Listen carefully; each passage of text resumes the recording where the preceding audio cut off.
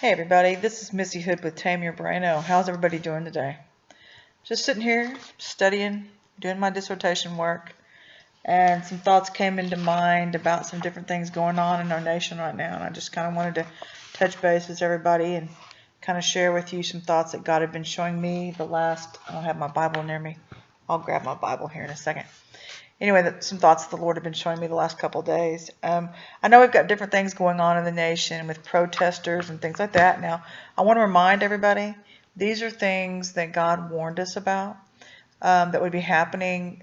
He warned us through the prophets, like with Chuck Pierce, Dr. Lance Wallnau, different prophets as such, and there are others out there. Patricia King is some of the few that I can remember off the top of my head. But anyway, they said that this would be going on until April. So for intercession, our job is not over yet. Okay, you need to understand that. Our job has just begun, given that we have now prayed Trump into being our president. So don't be getting alarmed. I want to say this, be aware, whatever your skin color, be aware of wherever you're at and what you say. And I would even suggest using the 3 main rules of thumb that my father even taught me, that there were 3 things you never talked about in public, which was sex, religion, and politics. You can use that as your guide if it comes up in conversation. Just tell people, sorry, I don't talk about that kind of stuff in public. It just creates strife. And keep yourself neutral so that you're not goaded into those conversations of strife and creating a lot of mess that's going on around us in our workplaces and stuff. I'm hearing of people losing their jobs.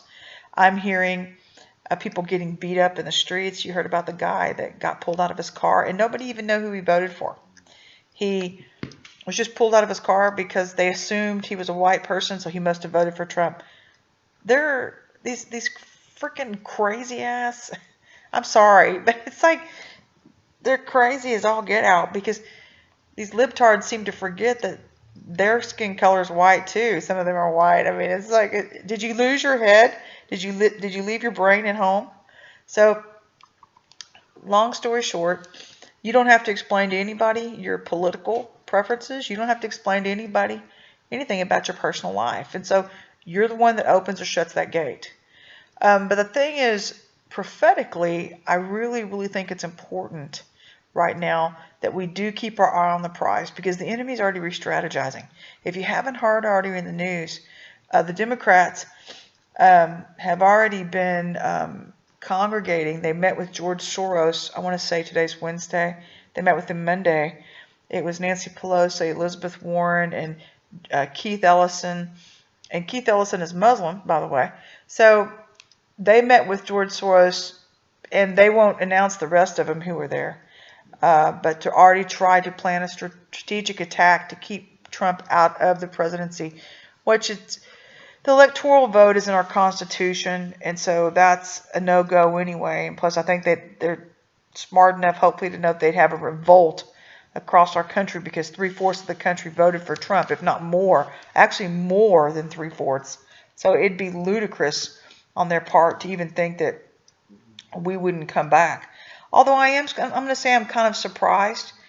I'm surprised in a positive and a negative way about this. I'm surprised in a positive way for Trump supporters, because they're showing the restraint. And a lot of us are showing our discipline in our hearts, which shows me the goodness that still permeates throughout America right now. And I think that speaks volumes for our nation and where the heart of this nation really lies. The bad side, and I guess it can work like a two-edged sword, is that I've also noticed in our not standing up, we might be promoting a lot of these protests and these titty baby kids and millennials thinking that they can continue to conduct themselves like this. But maybe, the rational thing to that is letting legislators legislate all this stuff and just cut off funding like they're threatening to do for these safe spaces in college and things like that.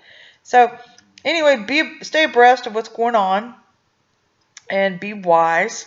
Stay prayerful. I want to still really, really encourage everybody to stay prayerful. Pardon me. And knowing that the Lord is coming in And He is doing a new thing, and God will have His way. For those of you who are in these places where you're having a hard time hearing right now, still because of the new level of warfare that's operating, stay encouraged. God's still in control. And He's waiting for you to come up in the Spirit. He's trying to bring you up with new mantles of authority, new mantles of intercession. And so that's what the holdup is as far as your breakthroughs and things like that. I'm going to be getting more into that as we move into the week. I'm probably going to release a prophetic word. I'm thinking tomorrow, maybe. I've already got one building in my spirit. So I just go when God says go, and I don't do anything unless He says it. So anyhow, our teams are praying, and God bless you guys, man. I feel like Ted Nugent. If you haven't seen his, I don't know about you. Go check Ted Nugent out. Ted Nugent. I can't talk today. Go check out Ted Nugent's video the day after the election.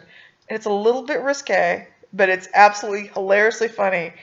And he's just, hilarious. I love Ted Nugent because he is just such a, he's just a diehard American, man. And it's what I've lived for. It's what I've been born and raised with. But I'm also really, really grateful. I have a lot of African-American friends out there who are contacting me because a lot of my black friends have gotten hit with spiritual warfare for doing the right thing and supporting righteousness. And I'm sorry to keep screwing with my hair. But they are. And it's not just the black culture or the white culture. A lot of cultures are being affected for voting, for exercising our right to vote. And I have a clue to the left. My right, my opinion, my vote matters just as much as yours does. So get over your arrogant self. I couldn't care less. A lot of them are spoiled, rotten titty babies anyway, who refuse to grow up, who refuse to stand up in truth. If you notice, Hillary didn't stand in the truth. The media didn't stand in the truth. So the adult side of America stood up, and we divorced ourselves from the deception of the left because we got so sick and tired of it, we couldn't stand it anymore. The other side of that truth is the premise of what we stood on is exactly what happens in a couple that divorces. The person that's usually last to find out is the spouse that refuses to acknowledge there were ever even problems that existed. And then they're shocked when they are hit with divorce. So it's like, welcome to reality world. You left-sided world, you can't live in your bubble reality anymore. Or the rest, 3/4 of the nation refuses to live in that false sense of reality with you. We're living in the truth. We've got a $19 trillion budget. We've got to somehow get rectified. We've got to get our veterans help. We've got to get our infrastructure rebuilt in our cities. And so the rest of you who were brainwashed by Obama's scientific team, who was strategically set out to monitor you and to twist your thinking through media, through education. Notice, I also want to educate everybody in this video too. This administration, along with the left-sided globalists, strategically went after our younger generations, and they still are, by the way. Pardon me. Don't ever underestimate the snakes in our nation. But they're going after future generations by trying to mind mold them through our college agendas. Notice the colleges are only hiring left-thinking professors. I'd have a huge problem with that, America. I'd be going and protesting these colleges, finding ways to defund these colleges who won't hire conservative professors and liberal professors to give both sides of the equation. Education is the way they can either dumb down America so that we can never rise up again, or to where young millennials can't cope emotionally with reality. Hello, it's what's happening right now. And so it hinders them from maturing into the hard knocks of life, where all of us have to graduate into. We have to all accept the fact we don't always get our way in life. That's part of the maturity process. Wake up is what I want to say to those of you out there who refuse to acknowledge the truth of Trump's presidency. The rest of us have had to. We've been oppressed. There are no jobs out there. I mean, so many people are on unemployment right now, it's not even funny. Not to mention the fact they've gone after our veterans. They're not taking care of all these soldiers who have fought. Not to mention our police officers They've turned American minds, these young minds, against our police officers to where they rebel against authority through lawlessness. I mean, what the heck? These people left their freaking brain at home, if they ever had one to begin with. So, what I really feel like we're doing by this reformation, this referendum is a better word for it, referendum that we've served on this current administration going out and all their supporters, it's like, we don't support you. Our nation is a mainly conservative nation. We're not all conservatives. Most of us are independents, but we do have good hearts, and we will recognize the truth. We won't buy into the Kool-Aid of all of your lies and calling right wrong and wrong right. We're not going to do it. So, for those of you who refuse to step up to the plate and grow up and join society in real life living, I pity you. I pity you. That means you've got a long road to hoe. And the saddest part about that is when God gets a hold of you, whether you believe in him or not, God's still going to have his way. He actually had his way in this election. But when God gets a hold of you, what he'll do, he's got right-handed authority and he's got a left-handed authority. Right-handed is direct power. It's the miracles and the signs and the wonders. It's instant answer to prayer.